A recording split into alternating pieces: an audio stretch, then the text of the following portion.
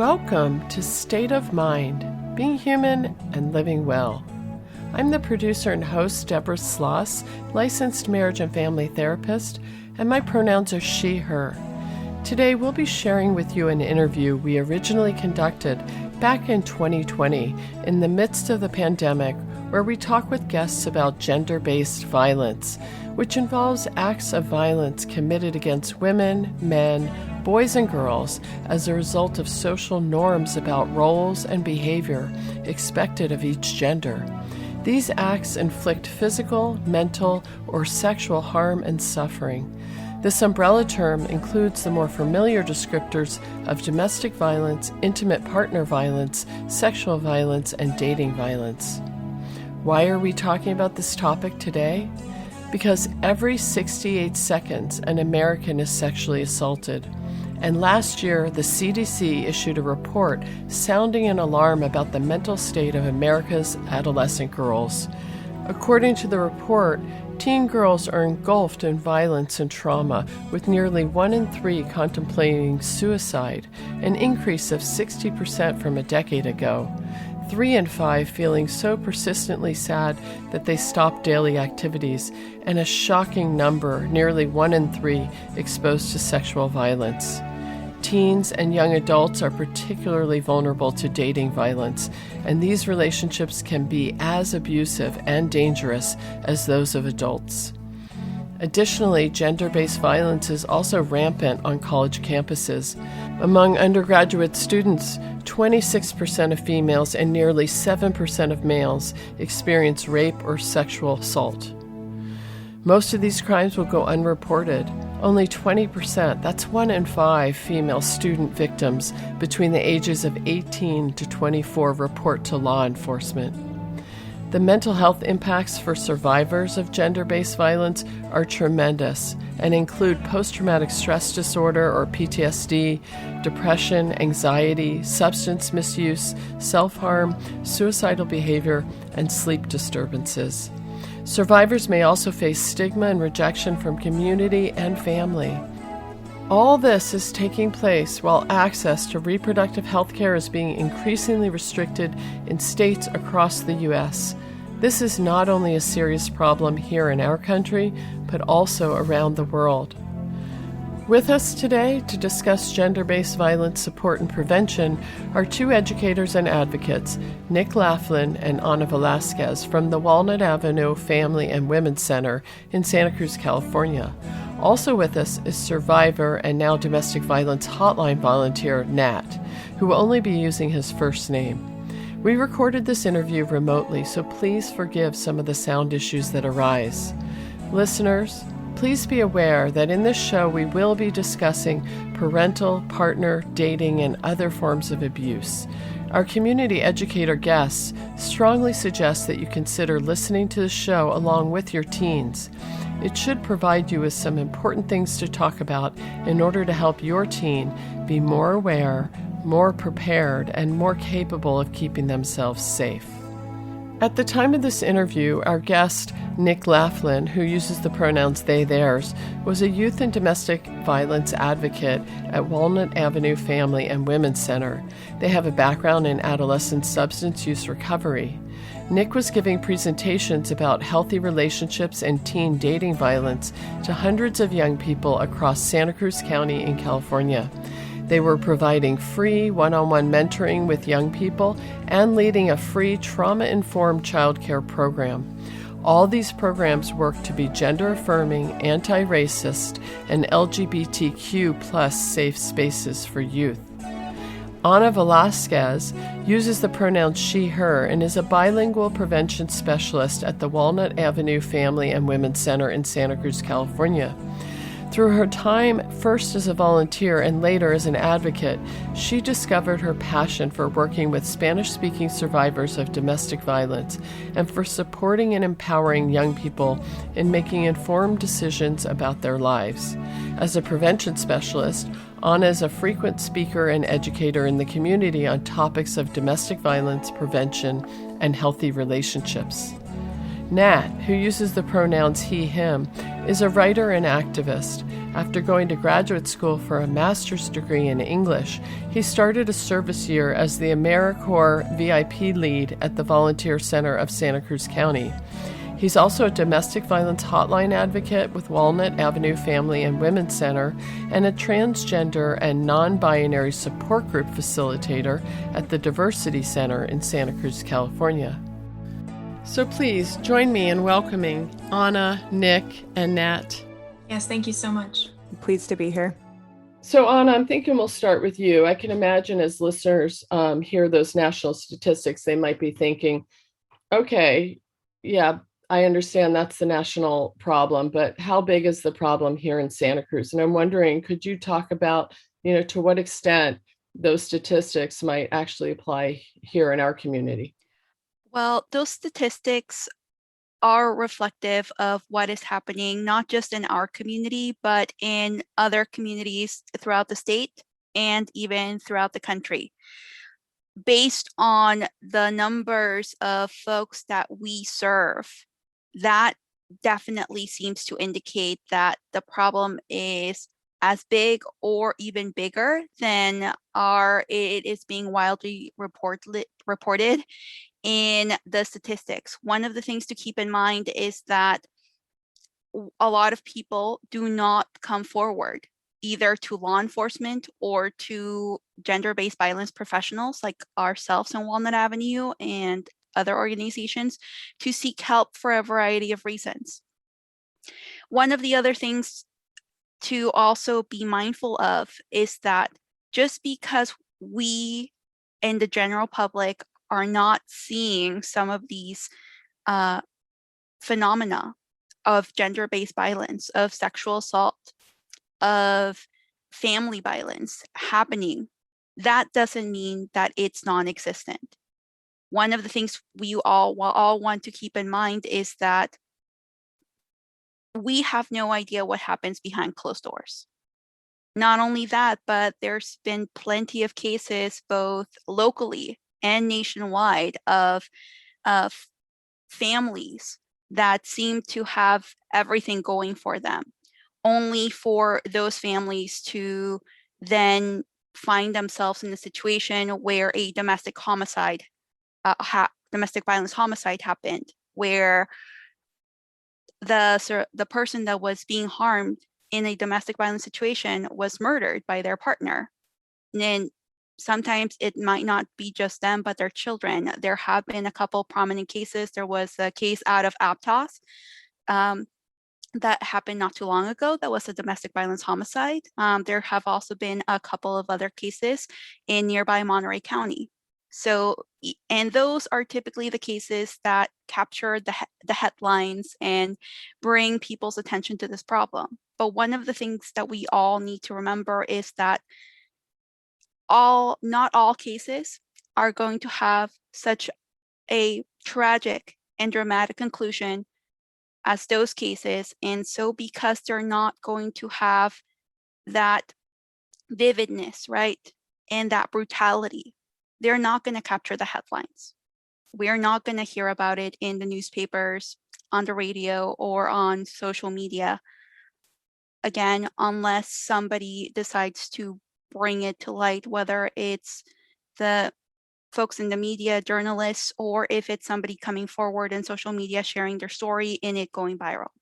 And so just for listeners, because that term gender-based violence might be new to them, is there a way in which you'd want to describe everything that includes? Yes, so gender-based violence is a term that refers to harmful actions or behaviors that are directed at a person based on their gender or sexual orientation. This is a term that is very commonly used in the human rights community, whether it's the UN or even human rights groups and activist spaces.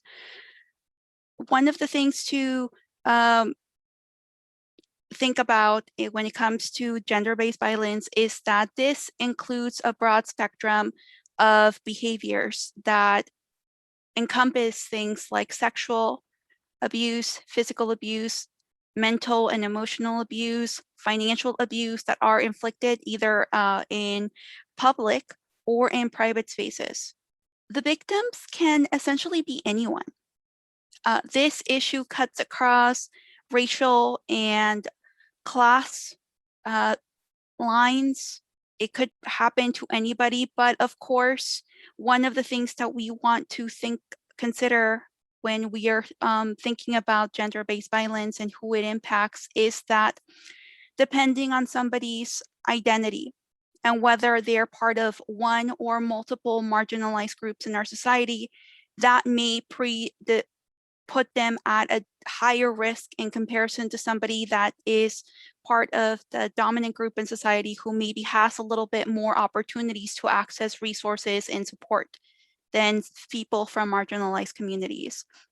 The other thing that puts folks at potential higher risk is if they have a prior history of domestic violence exposure or having been on the receiving end. Thank you, Anna. Yeah. Nat, I understand you've been a victim, and I'm wondering if you could share with us what happened to you and what kind of gender-based violence you experienced. Yeah. So when I was in high school, I got into a relationship with this person that seemed okay at the time. And it turned out we were together for 4 years. So this went into my early college years as well. And it turned out he was super coercive, abusive, manipulative. And I didn't have trust in the adults around me at the time that I could like say something to them about this and actually be heard without being told immediately like, oh, just break up with him, or like, why are you with him, or something like that. And so I kind of just kept it to myself and let it continue, which of course led to it getting worse. So there were a lot of things like just a lot of gaslighting.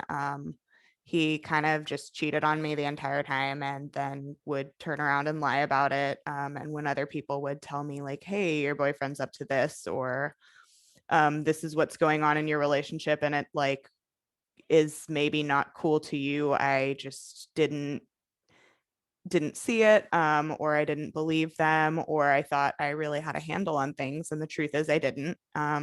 And that was not the last relationship I've been in that has had elements of abuse, but I do think it kind of set the tone for me normalizing this to myself, because I was in that situation for such a long time that I think I desensitized myself to some of the things that were happening and didn't really see that they were detrimental, or things that I did not deserve.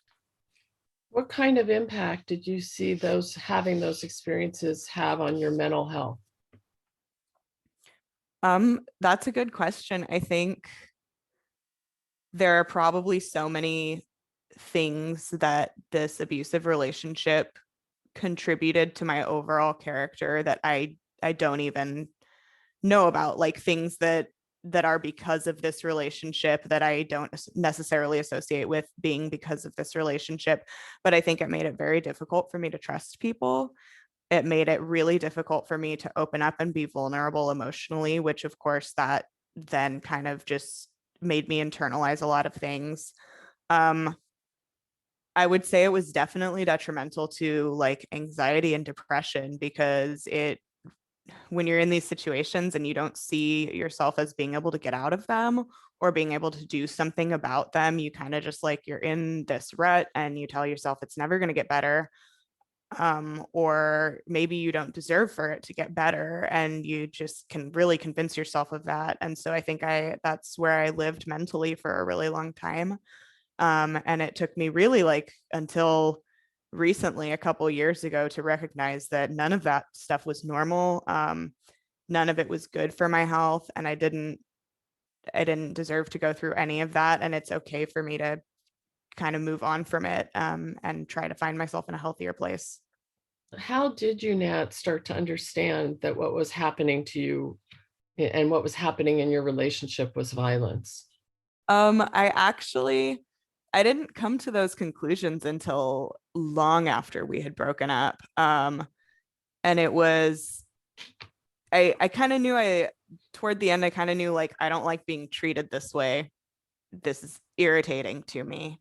But I didn't fully culminate with that idea of like, oh, this is violence, this is abuse, until a few repressed memories from my time with that person kind of surfaced about a year after the breakup. And I remember like walking down the street, I was walking my dog, and like this memory like just hit me full on in the face. And I kind of realized like, oh my God, that was actual like physical violence. And so I remember texting my best friend and being like, hey, like, I remember I told you about this. And I've come to the conclusion that that in fact was like physical sexual violence. Am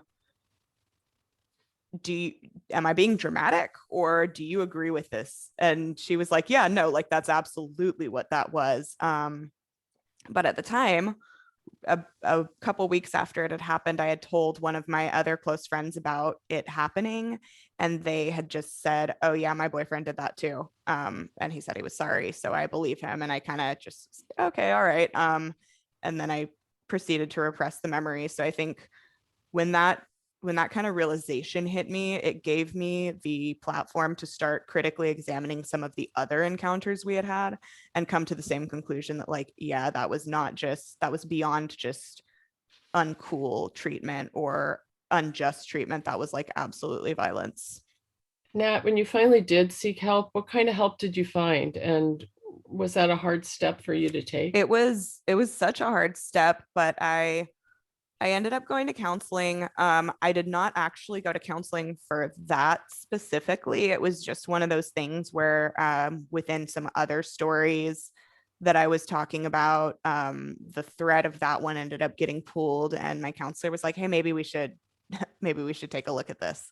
And so I ended up talking to a counselor about it. And I definitely feel like there are still things I could talk about with someone. But that first step was really important, because I think we tell ourselves a lot of things about how going to see a counselor is scary, or how admitting you have that kind of damage or that kind of history, like something that you would need to talk to a counselor about, is maybe not a good thing. Like there are so many lies we tell ourselves about seeking help. And the biggest issue for me was like getting over the idea that seeking help was in some way admitting failure, and that in fact it could be a really good thing for me to try to reconcile what had happened by talking about it with someone else.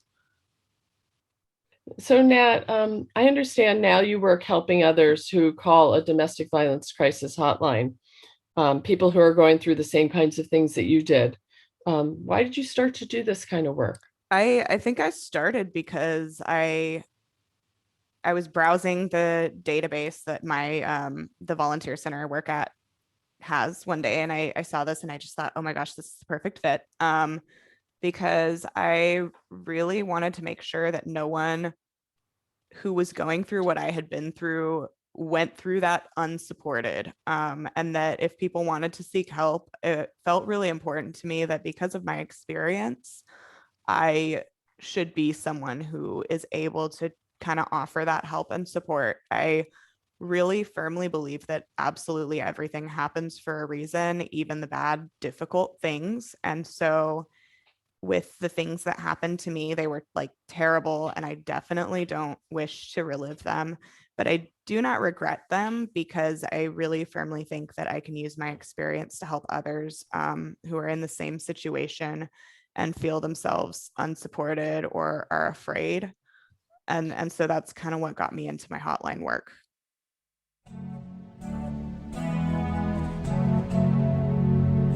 You're listening to State of Mind, Being Human and Living Well.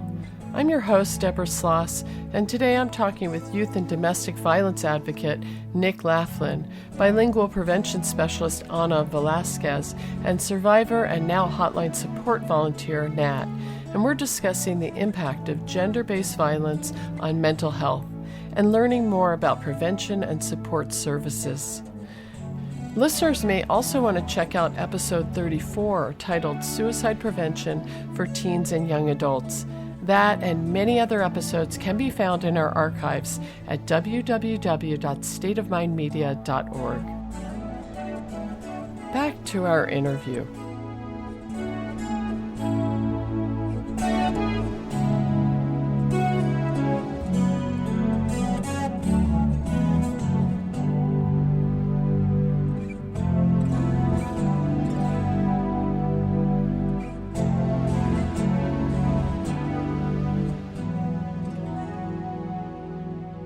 So when you answer a call, what kinds of things do you do to try to be helpful?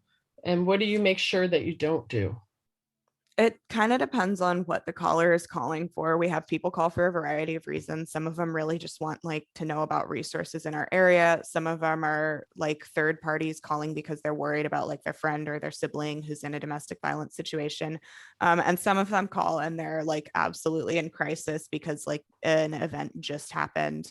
And so what I really try to do, like the hotline training is pretty extensive. So there are like a million ways to answer this question. But what I try to do consistently over every call is provide a safe space for the caller to feel as though they can tell me anything about their situation. And it is safe for them to do so. And that I can help them by offering resources or offering kind of like that mirror where I am able to kind of like bounce their ideas back with them and help them maybe like come to conclusions about what it is they should do. I can offer safety planning. As for what I don't do, I think there's this temptation to be like, you know, when someone's telling you these really horrible stories, I think there's a temptation to be like, oh man, that's awful. I'm sorry. That really sucks. And you can't do that on the hotline, even if you are thinking internally like, wow, God, that's really awful. Because that's not safe. That's not a good way to support someone who's going through it. You kind of have to be like, you're not talking to your friend. You're not gossiping about like what someone's boyfriend did that upset them. Like these are real people who are dealing with serious crises. And so you have to come to them like really level-headed and in a mood to really like be that support, whatever that means for them.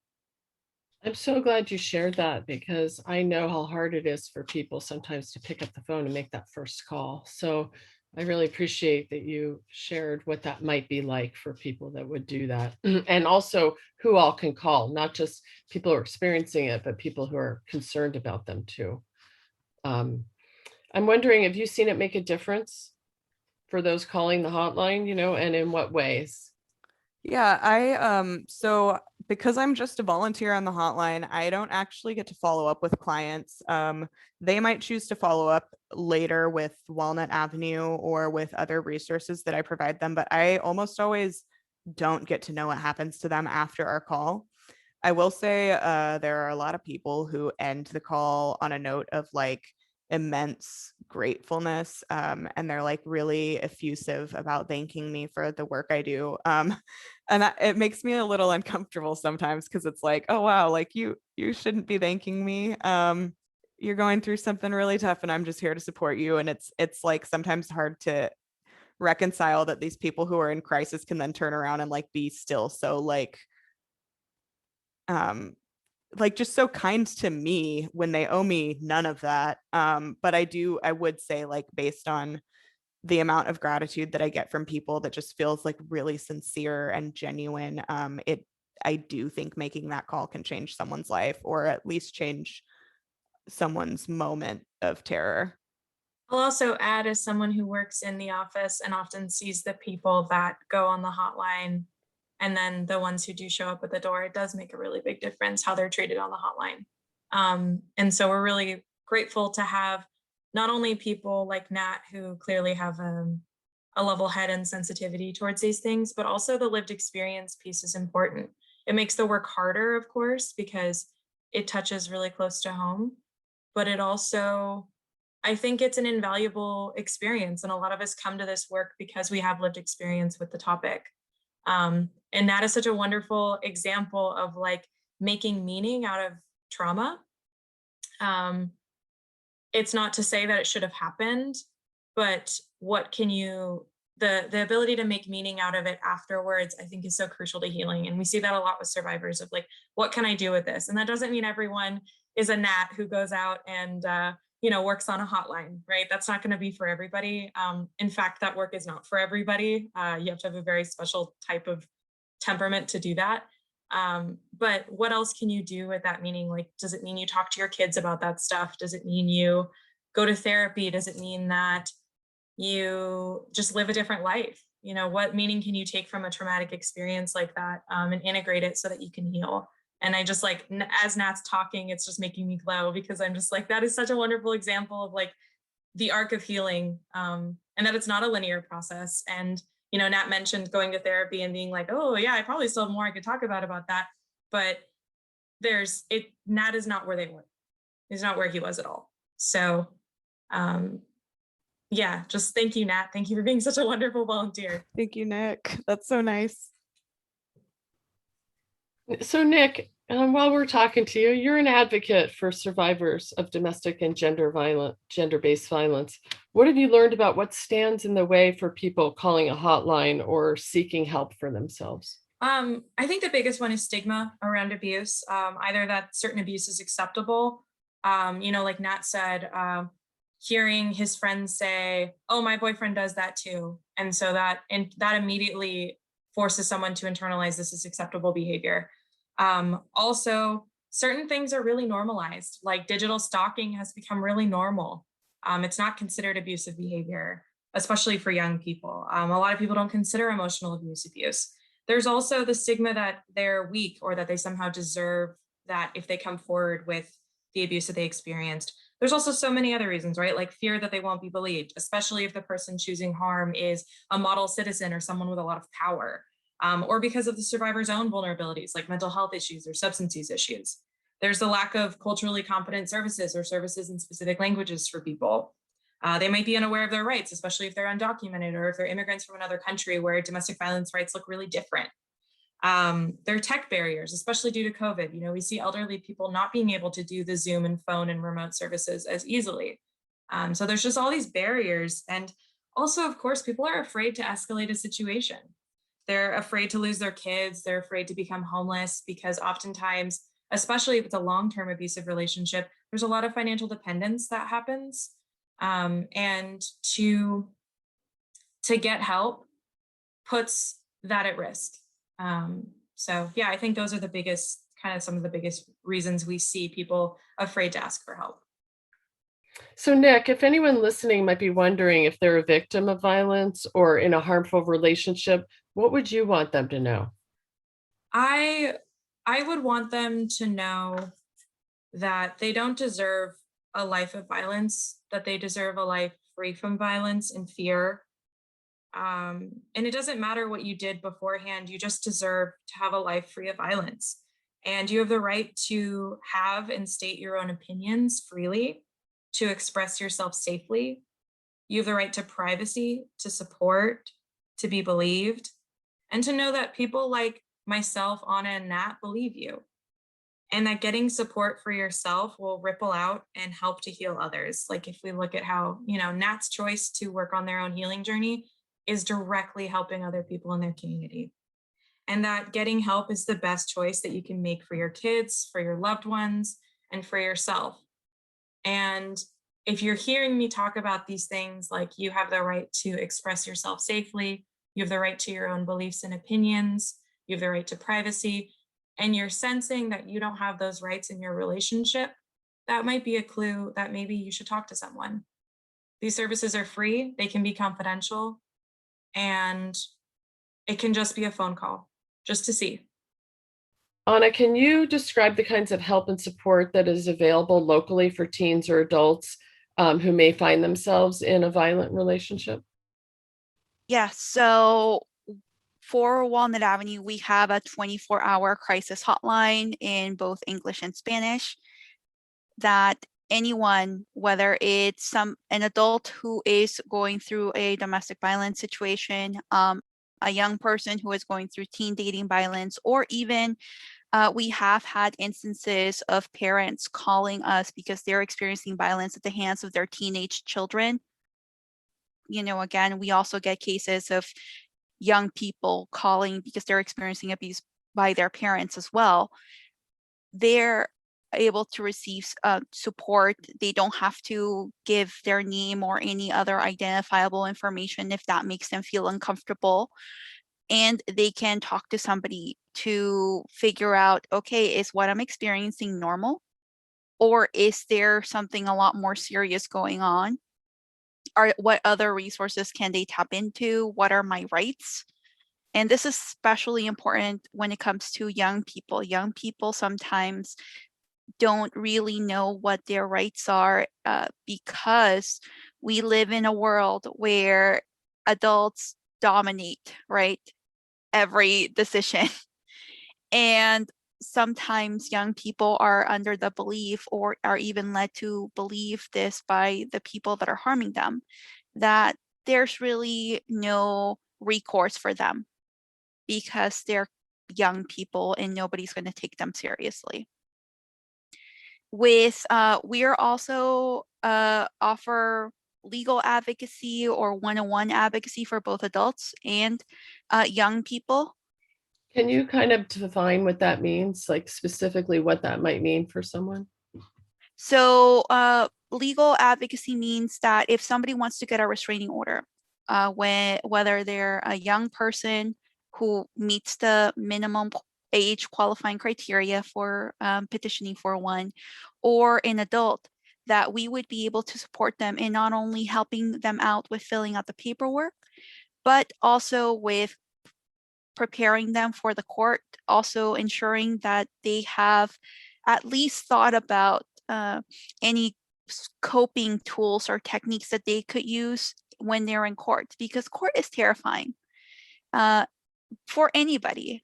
Even if you're there as a support person for somebody else, court can be incredibly intimidating, let alone for somebody that it needs to be there in order to request for this mechanism to advance somebody's safety and well-being, right? And the person that is causing them harm is in the same space more often than not. Then we also support them with any follow-up paperwork that they might require. We also provide referrals to other legal resources that they might need. And with adults, oftentimes it's around issues of divorce, custody, etc. For young people, it might be around issues of how can we connect you with a legal resource that can support you in ensuring that your rights are being respected in a criminal process if that's happening and law enforcement was involved, or how can we collaborate with the victim's advocate from the district attorney's office if there's a criminal case going on with either adults or young people. How can we collaborate to fully, more holistically support this person that's involved instead of them getting some support but then not support in some other areas? So if the victims advocates from the district attorney's office, they're very, very good at what they do, but sometimes they aren't able to take into account other practical concerns that us outside of that legal system might be able to better address. So you really try to provide wraparound services that kind of address all the areas that this issue is impacting in the person's life. Yeah, and we also provide ongoing advocacy support, meaning that if somebody's coming in and regardless of whether they're in a situation where they're barely coming to terms with the fact that their relationship might be unhealthy or abusive, or they've already recognized that it's abusive and they need to go over their options, whether to stay, to leave, or maybe they've already left, but then the abuse is still ongoing. So we can support them around maintaining safety, both physical and emotional, if somebody is planning to stay in a relationship, because that's a very valid decision that some people make.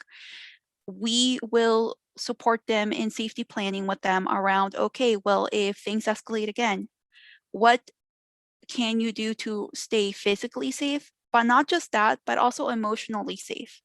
Because staying in that kind of situation, especially in the long term, is going to have a very detrimental impact.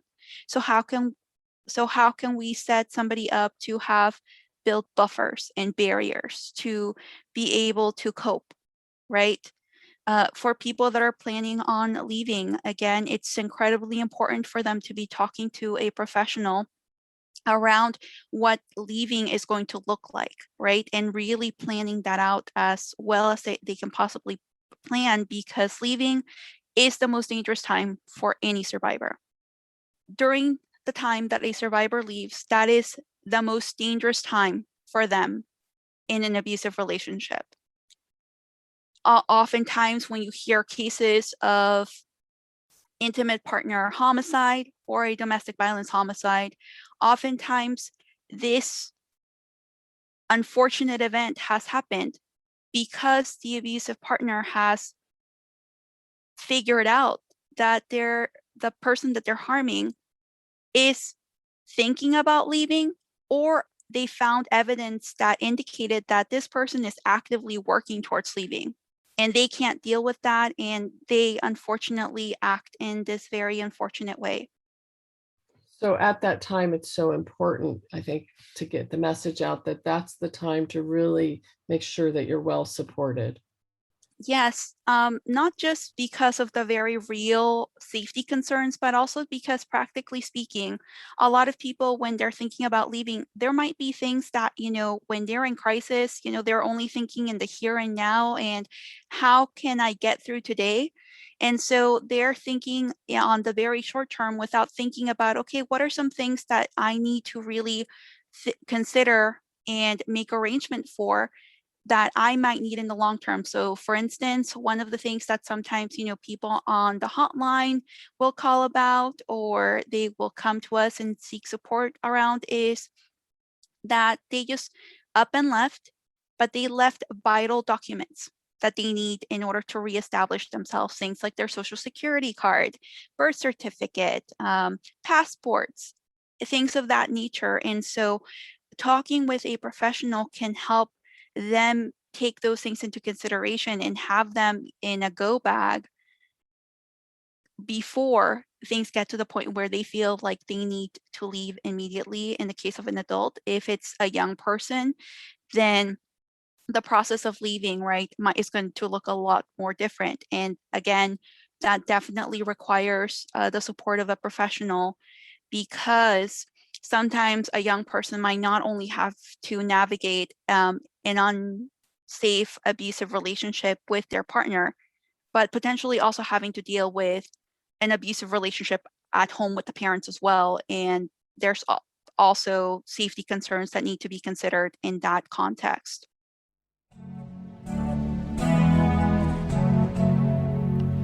You're listening to State of Mind, Being Human and Living Well. I'm Deborah Sloss, your host, and today we're talking with youth and domestic violence advocate Nick Laughlin, bilingual prevention specialist Ana Velasquez, and survivor and hotline support volunteer Nat. In this next segment, we'll be discussing the role stigma plays in perpetuating gender-based violence and about the supports and resources available. Every State of Mind episode has a resource list, and all the resources we talk about today and more can be found in the show notes. You can also listen or subscribe to our podcasts on all the major podcasting sites and on your home smart speaker. Show notes, resources, our podcasts, and where to subscribe to them can be found at www.stateofmindmedia.org. Now, back to our interview.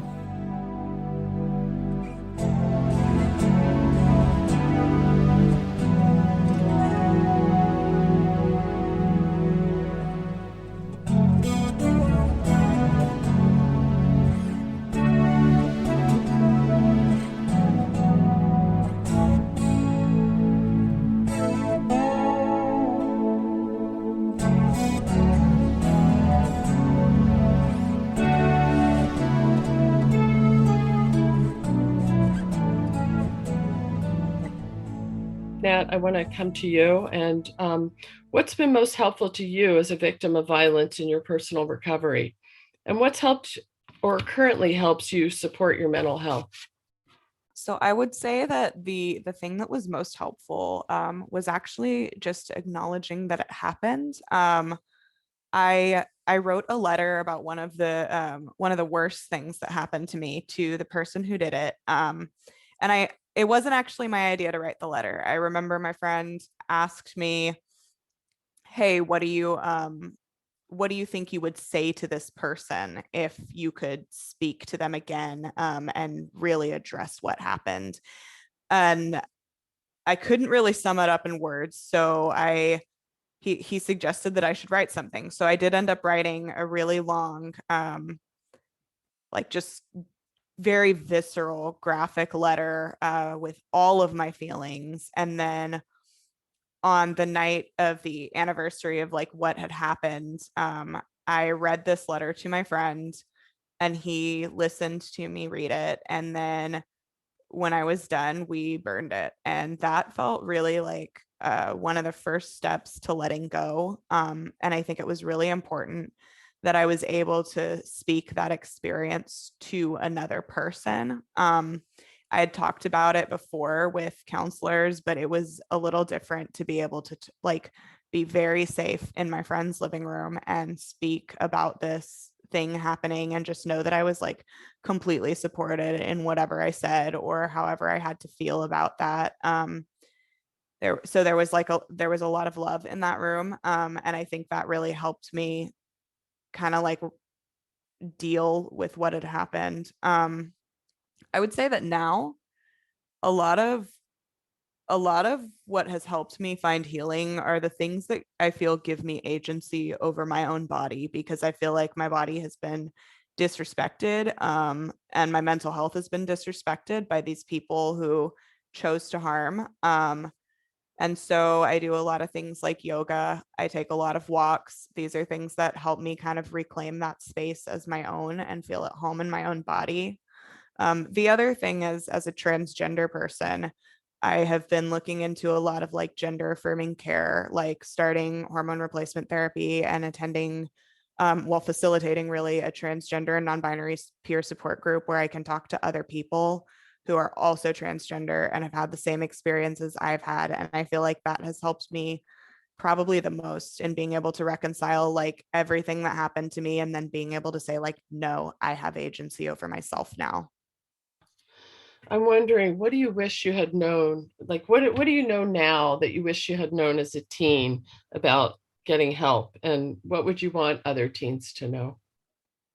I wish that I had known so many things. One of them that really sticks out is that you're not too strange or too weird or too anything to seek help. Like I think there's this narrative, if you're a transgender or non-binary person or a minority of any sort, like someone who's in the LGBTQ community, or just really any minority, I think there's this narrative that like you deserve what happens to you, or that you're weird, that you're some type of you don't conform to society in some type of way. And so anything that happens to you is explicitly your fault because you are different. And that is so far from the truth. Nobody deserves these bad things that happen to them. Nobody deserves to exist with violence being enacted upon them. And so I think I would say like, if something is happening to you in your relationship as a teen or as an adult even, and it doesn't feel right, or it feels like it could be violence or abusive in some way, you don't deserve for those things to happen to you, and you aren't too weird to ask for help. I think another thing I wish I would have known is that it is frightening to take those steps toward getting help, but you feel so much better once you do it. And that is something I wish I had known at the time.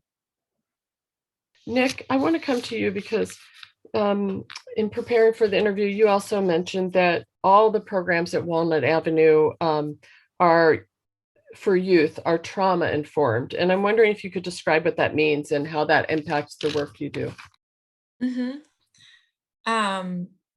So trauma informed means that first and foremost, we acknowledge the impact of trauma on development, behavior, and emotional capacity.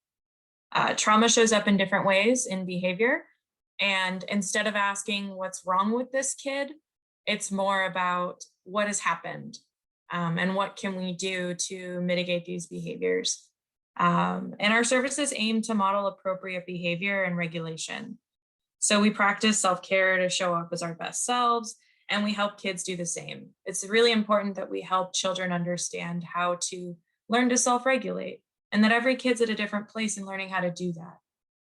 And we don't yell or punish. We create limits and rational and natural consequences, and we explore alternatives to inappropriate behavior because we know that trauma responses show up in all of these different ways. And we focus on the strengths of children instead of, again, what's wrong with them. We focus on like, these are the things you're doing well, and how can we foster that? And we know that we're not the experts of their lives, they are. And we also, this is really important, we acknowledge that trust with children is earned over time.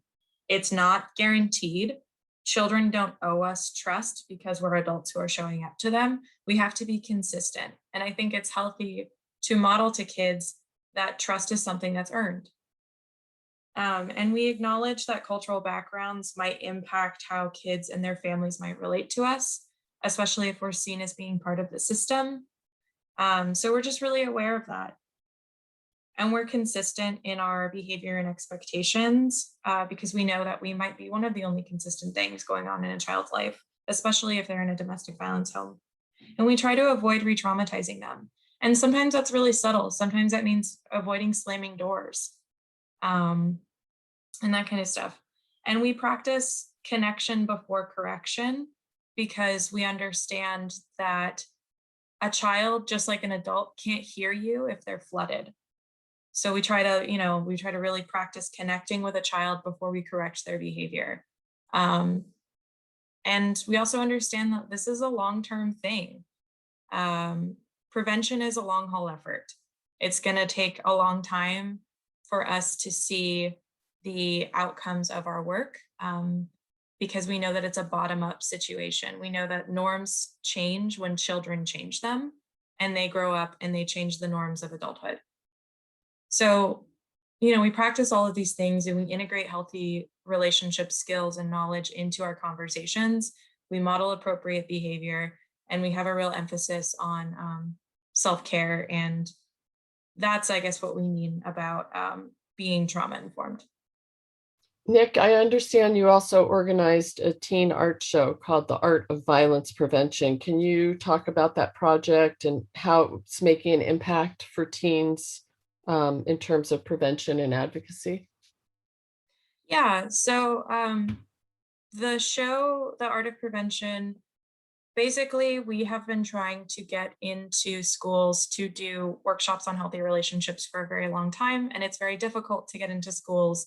So I found a workaround, which is to go directly to art teachers and ask, hey, can I give your students this presentation on healthy relationships and teen dating violence? And can your students make art in response to that? And can we share that art? And the teachers loved it. This was in the time of COVID. Things were a little all over the place. And everything was over Zoom. And I think it was nice to have a change of pace, to have someone maybe help lesson plan a little bit. And so the aim of the art show was twofold. It was one, to educate teens on healthy relationships and teen dating violence, and two, to uplift youth voices on the topic by getting young people to make their own art in response to the topic of teen dating violence. And we know that young people are the experts on their lives. We're just trying to inform that expertise so that they can go confidently through the world with safety in mind for themselves and others. And like I said before, prevention is a really long haul effort. We know that it's making a difference because we got some disclosures, which is a really big deal, that they felt safe enough to tell us and that they felt safe enough to talk to their teachers about it. And what we really got was these teens looking at and examining their relationships and their relationships with others. And I like I mentioned earlier, I believe it's a ripple effect. It just takes one 16-year-old to say to their friend, hey, I noticed this dynamic in your relationship and I'm worried. Or, hey, like in a healthy relationship, your boyfriend doesn't ask for all your passwords. it just takes one kid to do that, to say that to another kid, and that makes a really big difference. Young people feeling empowered to have safe relationships and be safe to others is going to create a safer community. Um, so I feel that something like this, hopefully we can continue to return to do it. We made some strong connections with the teachers in our community. I hope that we can do it again because I think it makes a big difference. I also think it's educating educators as well about what to look out for. So I guess it's a threefold effect of not just educating teens and empowering their voices, but also getting educators in on the loop. I just want listeners to know that we have a link to that show on the posting too. And I'm assuming, I haven't gotten a chance to look, but I'm assuming the art is there for people to see. It is, yeah. It's from a few different high schools and it's all different skill levels, different materials used. It was really open-ended because we just wanted to see what they would make. We didn't want to give them too much structure. And also, we understood at the time that things were really, really hard for kids at that point. And we wanted to be as trauma informed in our expectations as possible. So, for some kids, just showing up that day to class was participating. I love what you did. I'm even thinking about what Nat said about just being on a walk and suddenly having memories flood up, because my original training was as a art expressive art therapist too. And one thing that, I learned from that experience is that sometimes the act of making art just bypasses all of our sort of conscious thoughts and controls, and just this pure kind of expression comes out. I can't help but think that in some ways the process of being part of that might even have been discovery for people. That was also something else we were keeping in mind, was not only um, is it COVID times and is something as simple as making art going to be helpful for a lot of kids, but also is it going to help them kind of explore not only their own history, but their feelings. We do use an evidence-based art healing curriculum called A Window Between Worlds. And that definitely did inspire a lot of this work as well. I'm wondering if there's anything you'd want to say, Nat, about the role stigma plays when it comes to gender-based violence. Like, are there things that we, myself and other listeners, can do to help change that?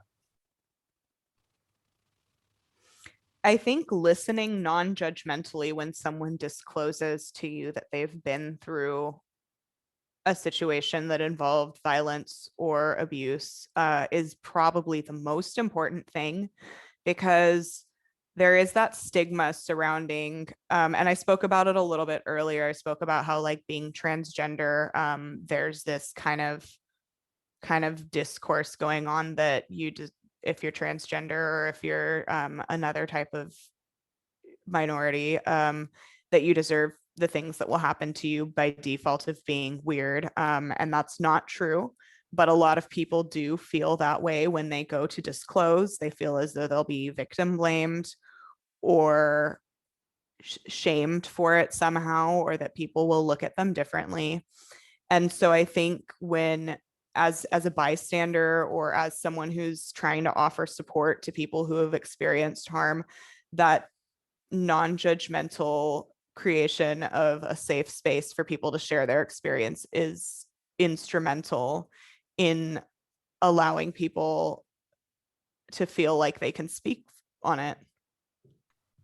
So Nat, do you have any closing thoughts or advice you want to offer our listeners?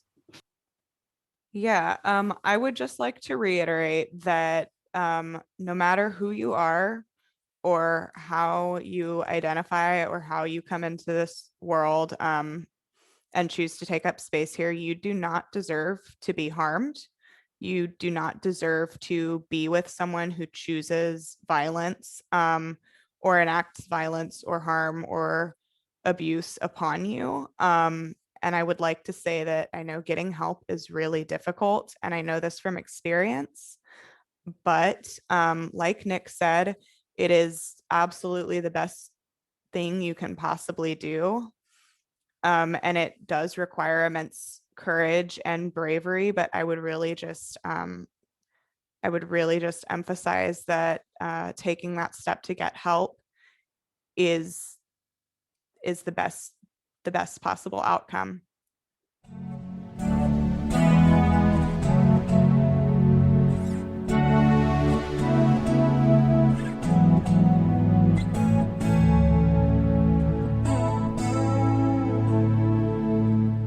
You've been listening to State of Mind, Being Human and Living Well. I'm your host, Deborah Sloss, and I want to say a huge thank you to our guests today, Nick Laughlin, Anna Velasquez, and Nat. And thanks to you for joining us here on State of Mind. If you'd like to learn more or think more deeply about these issues, maybe you're looking for resources for yourself or a loved one, check out the resource list posted in the show notes. If you missed part of this episode or you just want to hear it again, subscribe to our podcast on all the major podcast platforms. New episodes of State of Mind exploring mental health and wellness are released the first Sunday of every month and can be found along with show notes, where to subscribe, and our complete archive at www.stateofmindmedia.org. Also, when you rate and review our podcast, you do help it get found and heard by more listeners. So if you liked this or any of our episodes, could you please do that for us? We also always want to hear from listeners and community members just like you. Submit your very own In Your Voice recording and become part of the conversation by either calling in to leave a message or recording an audio file right on your phone. Either way, tell us about a mental health experience you've had, something that's contributed to your mental health recovery, or share a resource that's been helpful for you. We really do want to hear from you, and your voice may just be on one of our future shows. Submission details can be found at www.stateofmindmedia.org. Special thanks to Jeannie Baldzikowski for audio production, and to Jennifer Young, who assisted with research and outreach. And thanks to acoustic guitarist Adrian Legg for composing, performing, and donating the use of our theme music. State of Mind was originally developed and broadcast in association with KSQD-FM in Santa Cruz, California. Come on back and join us again next month for a whole new episode of State of Mind.